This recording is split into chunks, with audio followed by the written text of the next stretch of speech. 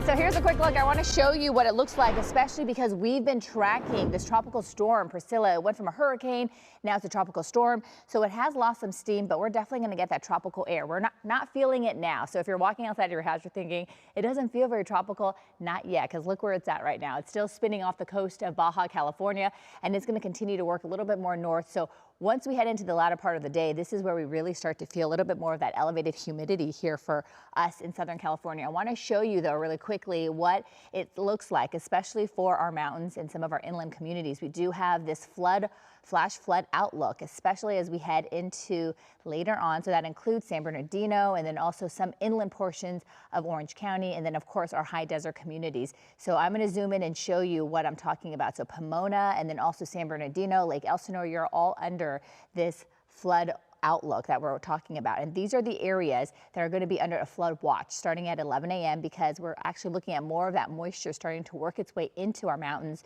just before the lunch hour. So that means even though it's still in the far eastern corners of our counties like San Bernardino and Riverside County, it still kind of expands into some parts of the Inland Empire. So that's why that's something that we're going to continue to watch, because we're just kind of watching what happens with Priscilla.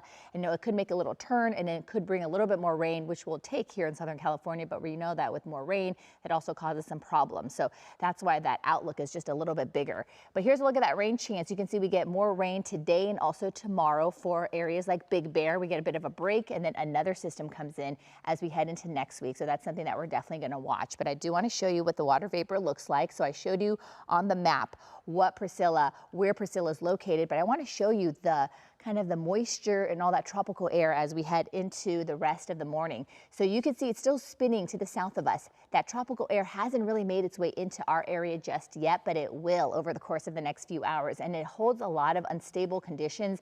And so even though it's going to move a little bit more to the east of us and then really nail Arizona with much more of that rain, we're going to get the outer band. So right now, all this red that you're seeing where I'm standing, that's that dry air. That's why it feels so nice this morning. It feels really crisp, more fall-like. And then as we head into the next few hours, more of that white will take over. And that's that tropical air that we've been talking about here in Southern California. Okay, so let's talk about what we're going to see as we head into the next few hours and then also into tomorrow once the system finally arrives. Temperature-wise, today we're looking at those temperatures mainly in the mid to upper 70s for a lot of our coastal communities from Camarillo all the way down to Laguna Beach. And then inland, we're still looking at those temperatures topping out in the high 80s for the Inland Empire, 87 for Van Nuys, and then we'll have those low 80s for Burbank and also Pasadena. The futurecast shows because there is a system to the north of us, this is what's drawing in that tropical air, that moisture into our region. So by the time we head into this evening, this is where we start to see a little bit more of that moisture pushing into Orange County, the Inland Empire, and also up in the mountains.